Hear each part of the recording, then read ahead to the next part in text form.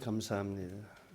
요즘 외식하기에 부담이 될 정도로 음식값이 많이 올랐죠. 재료값도 오르고 또 인건비도 오르고 이해가 됩니다. 그죠?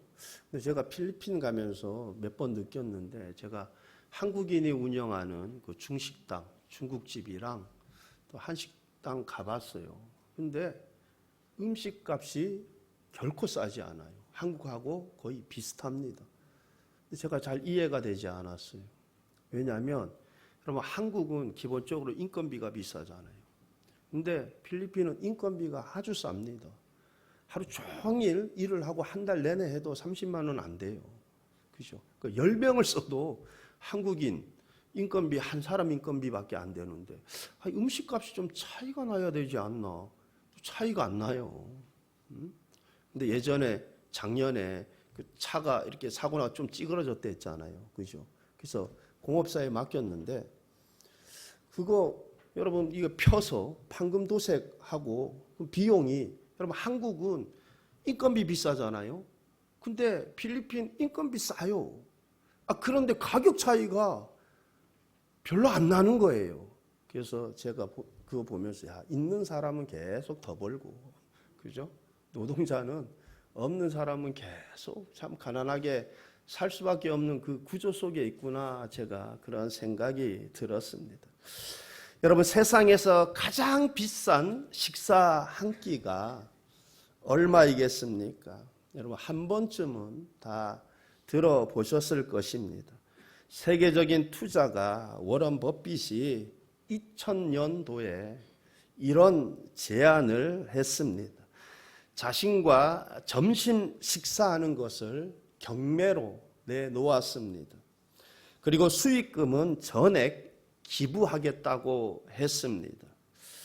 경매로 낙찰된 사람은 최대 7명까지 워렌 버핏과 함께 식사를 하면서 투자를 비롯한 다양한 주제에 대해 대화를 나눌 수 있게 그렇게 하겠다는 것입니다. 여러분, 2000년도에 그 경매가 시작되었는데, 여러분, 2000년도에 첫 경매 얼마에 낙찰되었겠습니까? 우리나라 돈으로 환산하면 대략 3,200만 원. 워렌 버핏과 점심 식사하면서 자신이 궁금한 투자에 대해서든지 여러 다양한 주제에 대해서 이렇게 묻고 질문하고 또 대답 듣고 3,200만 원. 어떻게 생각 드세요? 근데 10년 후에 2010년도에는 얼마에 낙찰되었는가? 우리나라 돈으로 환산하면 대략 32억 5천만 원 정도 됩니다. 32억 5천만 원. 워런 버핏과 만나서 점심 식사하면서 대화하는데 32억 5천만 원. 그럼 작년에는 얼마에 낙찰됐을까? 금액이 조금 올라갔겠죠. 그죠? 네. 여러분, 작년에 얼마에 낙찰됐냐면 246억에 낙찰됐어요. 네. 워런 버핏과 점심 같이 먹는데, 점심 같이 먹으면서, 여러분, 그가 투자의 귀재니까 이제 투자에 대해서, 투자의 주제에 대해서 대부분 질문을 했겠죠. 점심 식사하면서 대화 한번 나누는데 얼마를 지불했냐면 246억입니다. 246억. 여러분, 상상도 되지 않죠. 그런데 오늘 본문의 말씀에 보니 워런 버핏과의 만남과는 비교가 되지 않는 만남을 보게 됩니다.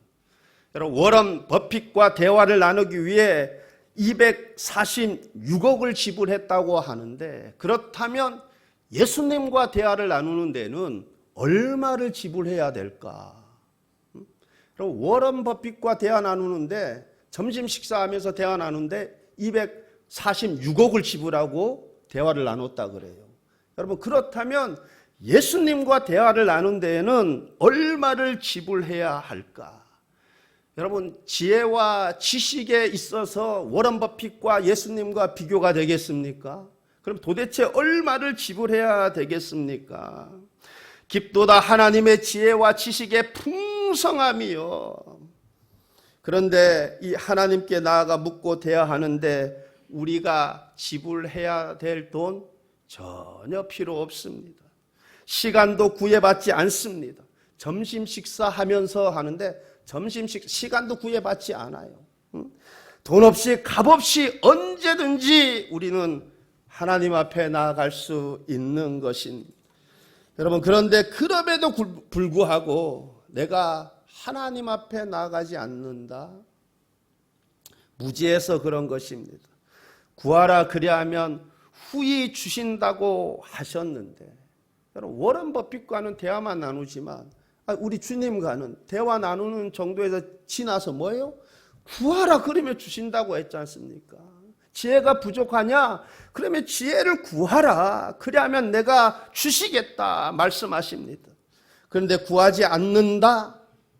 참으로 어리석고 안타까운 일이 아니라 할 수 없습니다.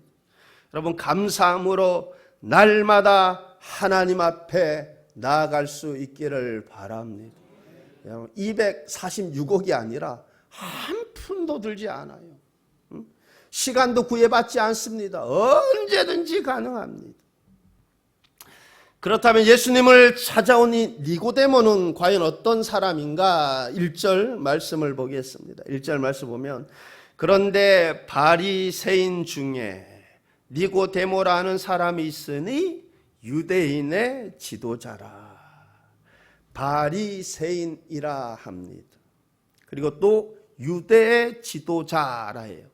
여러분, 성경에 그 각주가 달려 있겠죠, 그죠? 보면 성경에 보면 유대의 지도자의 이 아라비아 숫자로 이 써 있죠. 밑에 가서 이 내려다 보면 뭐라고 써 있어요? 사내들인 공회원, 그렇게 되어 있을 거예요. 여러분, 니고데모는 사내들인 공회원이라고 합니다. 지금으로 말하면 국회의원이라고 보면 가장 비슷해 보입니다. 이처럼 니고데모는 예루살렘의 유력자였습니다. 그렇게 세상적으로 지위가 높은 그 유력자인 니고데모가 예수님을 찾아갔습니다. 그러면 그가 예수님을 찾아간 시점은 언제인가? 2절 중반절, 2절 상반절 말씀 보면 그가 밤에 예수께 와서 이르되, 그가 밤에, 니고데모가 예수님을 찾아갔는데 밤에 찾아갔다고 합니다. 왜 밤에 찾아갔을까? 여러 가지 추측을 할 수 있겠죠. 낮보다는 밤에 찾아가는 것이 예수님과 대화하기가 훨씬 더 자유롭게 대화할 수 있을 것입니다. 낮보다는 밤이 그래도 이런저런 방해를 덜 받을 것입니다. 그래서 그는 그런 이유들로 인해 밤에 예수님을 찾아갔을 수 있을 것입니다. 그런데 그것보다도 그가 밤에 예수님을 찾아간 것은 아마도 두려움 때문에 밤에 찾아갔을 것이라 생각이 듭니다. 왜냐하면 당시 특히 바리새인들, 사내들인 공회원들, 예수님에 대해 어떤 생각을 가지고 있었습니까? 그 당시 사내들인 공회에서는 예수님을 요주의 인물로 지목하고 있었습니다. 그래서 수시로 예수님을 감시하며 예수님을 제거할 방법들을 찾고 있었습니다. 그러니 그런 상황에서 니고데모는 자신이 예수님과 함께 있는 것이 노출될까 봐 그는 밤에 찾아갔을 것으로 생각이 듭니다. 우리가 사회적 분위기에 따라서 니고데모처럼 자신이 그리스도인임을 공적으로 알고 싶지 않을 때가 있을 것입니다. 여러분, 지난 그 코로나 한참 확산될 때 여러분 마치 교회가 막 이 코로나 이 확산에 막 주범인 것처럼 온상인 것처럼 막 분위기가 그랬잖아요. 막 여러분 그럴 때 나 교회 다닌다고, 나 예수 믿는다고 그거 은근슬쩍 살짝 숨기고 싶은, 드러내고 싶지 않은 그런 유혹들도 있었을 것입니다. 그런데 예수님이 나에게 어떤 분이십니까? 예수님은 나의 구원자가 되십니다. 나를 구원하시기 위해 하늘 영광을 버리시고 이 땅에 오셨습니다. 나의 모든 죄를 대신 담당하시기 위해 십자가에서 죽으시고 부활하셨습니다. 그리하여 나에게 새 생명을 주셨습니다. 그렇다면 우리가 어떤 상황 속에서도 내가 그리스도인임을 부끄러워하지 마시고 내가 예수 믿는 사람임을 외면하지 마시고 나는 교회 다닌다고 나는 예수 믿는다고 신앙 고백할 수 있는 용기가 있을 수 있기를 바랍니다. 그런데 지금 비록 니고데모가 바리새인들과 사내들인 공회원들을 의식해서 밤에 예수님을 찾아왔지만 예수님께서 니고데모를 어떻게 대하셨습니까? 그럼에도 불구하고 예수님께서는 그를 따뜻하게 맞아주셨습니다. 그의 연약함을 용납해 주셨습니다. 그렇습니다. 예수님께서는 그렇게 소심한 그의 기질과 또한 그가 사회적 지위와 위치에서 겪을 유혹들을 충분히 이해해 주셨습니다. 반면 우리는 믿음이 연약한 자를 자칫 이렇게 대할 수 있습니다. 뭐 그렇게 믿음이 없나고 하나님이 다 책임져 주시는데 뭐 그리 소심하냐고. 여러분 그러면 그런 말 들으면 믿음이 확 생깁니까? 아니면 상처를 받게 됩니까? 여러분 사람에 따라 믿음의 정도가 다 다릅니다. 상황에 따라 얼마든지 믿음이 연약해질 수 있습니다. 예수님처럼 용납하고 관용하는 배려가 있을 수 있기를 바랍니다. 여러분 여호수아서 1장에 보면 하나님께서 여호수아에게 강하고 담대하라 그러죠. 강하고 담대. 이제 요단강을 건너서 가나안 땅을 정복해야 돼요. 여러분 여호수아가 모세가 죽고 난 이후에 이거 뭐 훈련된 이 병사들도 아닙니다. 그들을 이끌고 가나안 땅을 정복할 걸 생각하니 가나안은 뭐 거인들의 후손들. 그러니 그의 마음속에 두려워하는 마음이 있었던 것 같아요. 그러니까 하나님께서 강하고 담대하라 격려하시는 것을 보게 됩니다. 여러분 우리 역시 믿음이 연약한 자를 예수님처럼 그렇게 이해하고 용납하는 은혜가 있을 수 있기를 바랍니다. 여러분 지금 니고데모가 밤에 몰래 찾아갔죠. 예수님을. 여러분 공회원들 바리새인들을 의식해서 밤에 찾아갔을 가능성이 굉장히 큽니다. 그런데 여러분 이후에 요한복음 7장과 19장을 보면 완전히 다른 사람의 니고데모를 발견하게 돼요. 여러분 그에게 기회가 찾아왔을 때 그가 공적으로 예수님을 변호하는 그 니고데모의 모습을 보게 됩니다. 여러분 그렇습니다. 처음에는 겨자씨와 같은 믿음이 나중에는 큰 나무로 자라게 되는 것입니다. 여러분의 믿음도 처음엔 겨자씨 같을지라도 후에는 큰 나무로 자랄 수 있기를 바랍니다. 그래서 밤에 몰래 찾아가 그 믿음이 그런 밤에 의식했던 그 니고데모가 후에 보면 공개적으로 예수님을 변호하는 그러한 니고데모로 변했듯이 여러분 그런 은혜가 있기를 바랍니다. 여러분 니고데모가 그렇게 위험을 무릅쓰고 예수님을 찾아간 이유가 그의 질문 속에서 드러나죠. 여러분 2절 말씀을 다시 보겠습니다.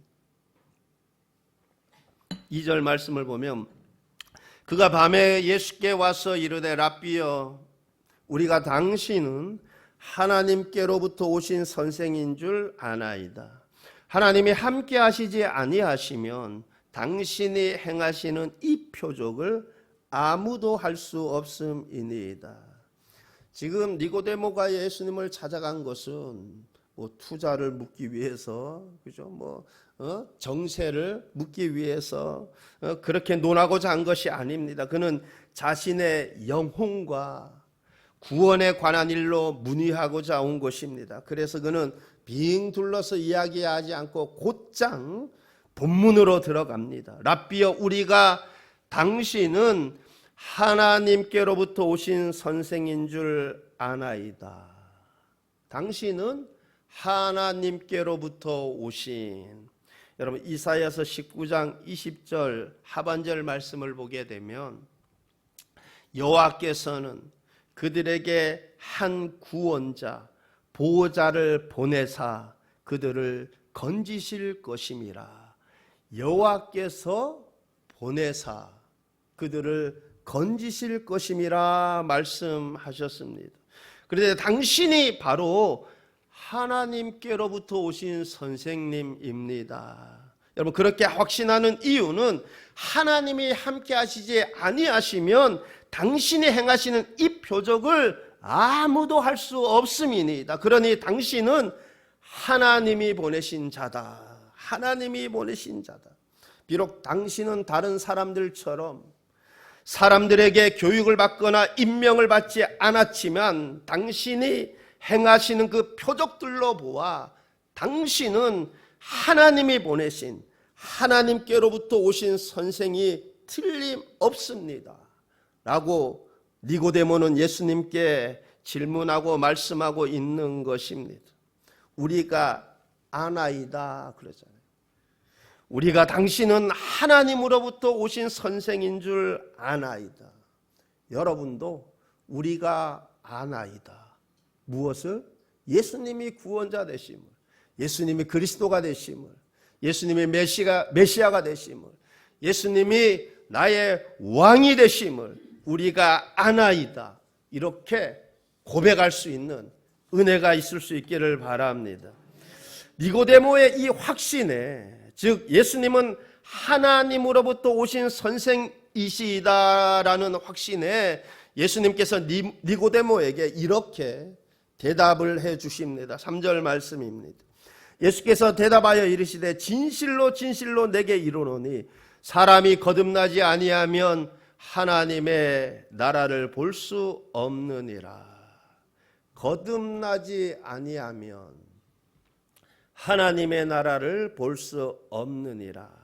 거듭나야 하나님의 나라를 볼 수 있다라는 것입니다.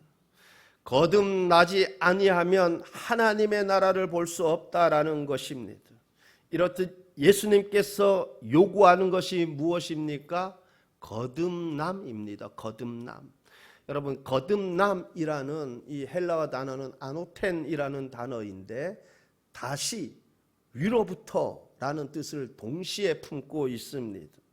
그러므로 거듭나야 한다라는 것은 위로부터 다시 태어나야 한다라는 뜻입니다. 여러분 그렇습니다. 우리는 다시 태어나야 합니다. 여러분 우리의 처음 태어난 상태는 어떻습니까? 죄 가운데 태어났습니다.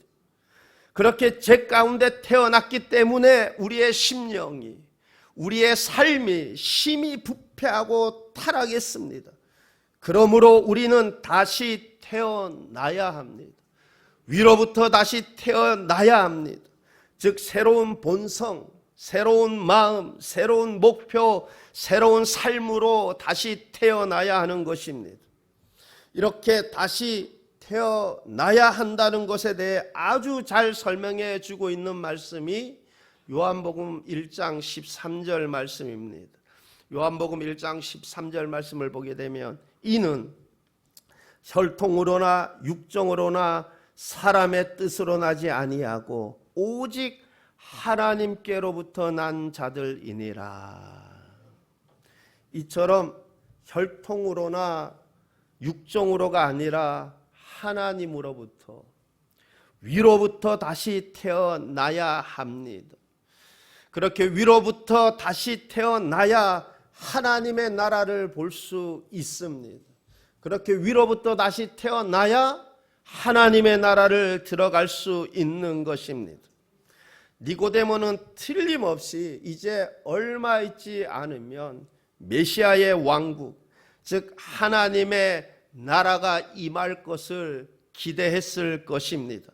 그래서 그는 그렇게 메시아의 나라, 하나님의 나라가 임할 때 그 나라가 가져올 복에 참여하고 싶은 마음이 있었던 것입니다. 그래서 예수님 찾아온 것입니다. 그런데 예수님께서 거듭나지 않으면 하나님 나라를 볼 수도 없다고 말씀합니다. 즉 자연인이 영적인 사람이 되어야만, 다시 태어나야만 그것을 받고 이해할 수 있게 된다라는 것입니다. 그런데 니고데모는 이 거듭남에 대해 전혀 이해하지 못합니다. 그래서 4절에서 니고데모가 이렇게 반문을 하죠. 4절입니다. 니고데모가 이르되 사람이 늙으면 어떻게 날 수 있사옵나이까? 두 번째 모태에 들어갔다가 날 수 있사옵나이까? 니고데모는 내가 어떻게 다시 태어날 수 있느냐라는 것입니다. 내가 어떻게 모태에 들어갔다가 날 수 있나라는 것입니다. 지금 그는 예수님께서 영적으로 하신 말씀을 그는 육체적으로 이해한 것입니다. 예수님이 말씀하신 이 진리의 말씀을 전혀 이해하지 못하고 있는 것이죠. 그래서 예수님께서 이어서 이렇게 상세하게 말씀해 주고 있습니다.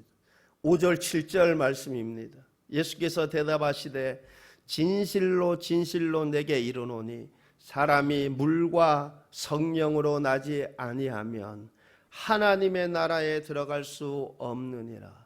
육으로 난 것은 육이요 영으로 난 것은 영이니 내가 내게 거듭나야 하겠다 하는 말을 놀랍게 여기지 말라. 거듭난다, 다시 태어나, 이해가 안 되니까 예수님께서 상세하게 말씀해 주고 있는 거예요. 그 거듭남이 무엇을 말씀하고 있는 것인지, 사람이 물과 성령으로 나지 아니하면, 여러분 사람이 물과 성령으로 나야 한다라는 것입니다. 여러분 그런데 이 복된 결과를 일으키는 주체가 누구라는 것입니까? 위로부터 다시 태어나게 하는 그 주체가 누구라는 것입니까? 성령으로 나지 아니하면, 그렇습니다. 거듭나는 것은 다른 방법, 다른 길이 없습니다. 성령으로 가능한 것입니다. 즉 우리가 위로부터 다시 태어나는 것, 우리의 심령의 변화는 우리 자신의 지혜와 능력으로 이루어지는 것이 아닙니다. 성령의 은혜와 능력으로 이루어지는 것입니다. 그래서 성령으로 나지 아니하면, 베드로전서 1장 2절 말씀입니다. 곧 하나님 아버지의 미리 아심을 따라 성령이 거룩하게 하심을 따라, 성령이 거룩하게 하심으로.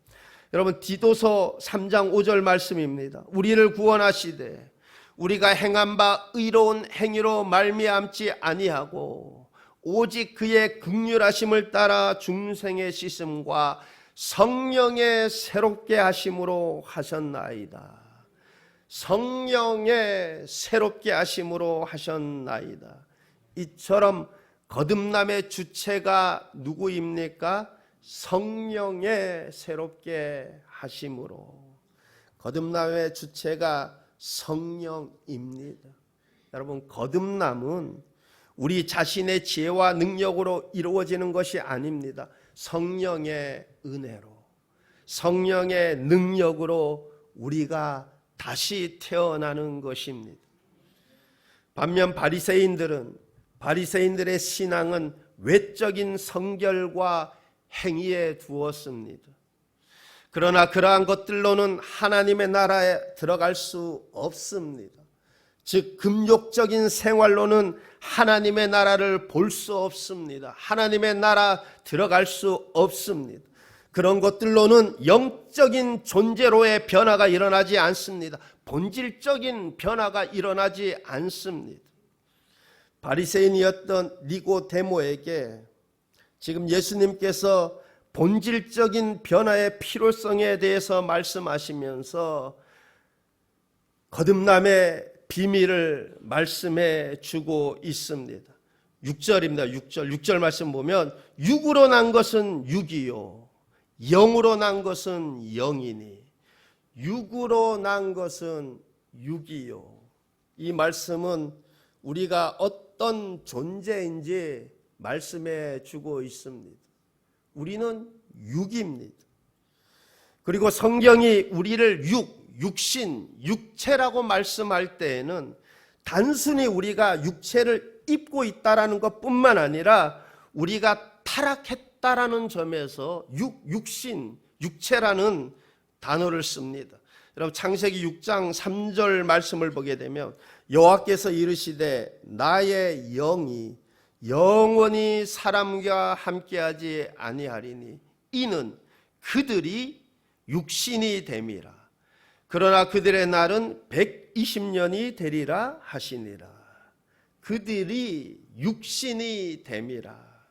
여기서 육신이란 말은 단순히 육체를 입고 있다라는 것을 말씀하고 있는 것이 아니라 타락했다라는 것입니다. 그래서 성경에서 육신, 육체를 말할 때는 그것은 타락한 우리의 본성을 말씀해 주고 있습니다. 육으로 난 것은 육이요. 타락한 인간으로부터 태어난 우리는 육입니다.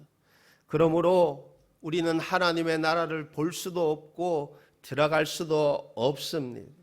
반면 영으로 난 것은 영이니, 즉 위로부터 다시 태어나야 한다라는 것입니다. 그래야 영으로 난 것은 영이니 그가 하나님의 나라를 볼 수 있고 하나님 나라를 이해할 수 있고 또한 하나님의 나라를 들어갈 수 있는 것입니다. 영으로 난 것은 영이니, 그렇습니다. 육으로 난 것은 여전히 육입니다. 모태에 다시 들어가서 100번 다시 태어난다고 해도 육으로 난 것은 여전히 육인 것입니다. 성령으로 거듭나야 하는 것입니다. 성령으로, 영으로 난 것은 영이니 그러지 않습니까? 여러분 모두가 성령으로 거듭나는 은혜가 있기를 바랍니다. 한 사람도 예외 없이 모두가 다 성령으로 거듭나는 은혜가 있기를 바랍니다. 그리하여 모두가 다 하나님의 나라를 볼 수 있는, 즉 하나님의 나라를 이해하고 하나님 나라에 들어가는 그 은혜가 있기를 바랍니다. 여러분 성령입니다. 성령으로 가능한 것입니다. 그런데 5절 중반절 말씀을 보게 되면 5절 중반절입니다. 사람이 물과 성령으로 나지 아니하면, 지금 성령께서 거듭나게 하시는 일이 물에 비유되고 있습니다. 여러분 성경을 보다 보면 성령과 불, 그런 표현들 많이 보게 되죠. 여러분 이것이 성령께서 불과 같이 역사하심을 가리키듯이 물과 성령, 성령과 물이라고 할 때에는 성령께서 물과 같이 역사하는 것을 말씀합니다. 여러분 성령께서 물과 같이 역사하신다. 물과 성령 무슨 의미입니까? 중생의 씻음을 가리키는 것입니다. 여러분 디도서 3장 5절 하반절 말씀을 다시 보게 되면 오직 그의 긍휼하심을 따라 중생의 씻음과 성령의 새롭게 하심으로 하셨나니, 중생의 씻음과, 이처럼 성령으로 거듭난다라는 것은 중생의 씻음을 가리키는 것입니다. 그러므로 위로부터 태어난다라는 것은, 거듭난 사람은, 성령으로 새롭게 태어나는 사람은 중생의 씻음과, 즉 성령의 은혜로 모든 죄들이 깨끗하게 씻음을 받게 되는 줄 믿습니다. 여러분 위로부터 다시 태어나는 사람은, 성령으로 거듭나는 사람은, 성령으로 다시 태어나는 사람은 동시에 뭐예요? 중생의 씻음과, 그의 모든 죄들이 동시에 깨끗하게 씻김을 받게 되는 줄 믿습니다. 그러므로 물과 성령으로 거듭나는 은혜가 있기를 바랍니다. 이것이 우리에게 가장 시급하고 중요한 일입니다. 여러분 어떻습니까? 나는 물과 성령으로 거듭났습니까? 저와 여러분 모두가 이 위로부터 다시 태어나는 이 은혜가 있기를 바랍니다. 여러분, 이를 위해 예수님께서 이 땅에 오신 것입니다. 이를 위해서 예수님께서 온갖 수치를 당하시고 십자가에서 죽으시고 부활하신 것입니다. 그러므로 한 분도 빠짐없이 거듭나는 은혜가 있기를 바랍니다. 그리고 또한 반드시 거듭난 삶을 살아갈 수 있기를 바랍니다. 즉 하늘의 것을 사모하며 하나님 영광을 위해 살아갈 수 있기를 바랍니다. 그리하여 거듭난 사람의 축복, 즉 이 땅에서 복을 받고 내세 영생의 복을 받게 되는 그 은혜가 저와 여러분 모두에게 있기를 우리 주님의 이름으로 축원합니다. 기도하시겠습니다. 좋으신 하나님 아버지, 우리 이곳에 예배하는 모든 이들, 우리 수문교회 모든 성도들 성령으로 다시 태어나기를 원합니다. 하나님 한 영혼도 빠짐없이 성령으로 다시 태어나는 은혜가 있게 하여 주옵소서. 영으로 난 것은 영이니 영으로 다시 태어나야만, 성령으로 다시 태어나야만 하나님의 나라를 볼 수 있고 하나님 나라를 들어갈 수 있는 줄 믿습니다. 육으로 난 것은 육이니 육으로 태어난 우리는 하나님의 나라를 볼 수도 없고 들어갈 수도 없습니다. 주여 성령으로 거듭나는 은혜를 베풀어 주옵소서. 뿐만 아니라 거듭난 자답게 하늘의 소망을 두고 하나님 영광 위에 살아가는 우리 모두의 모습들 되도록 인도하여 주옵소서. 감사드리며 예수님 이름으로 기도하옵나이다. 아멘.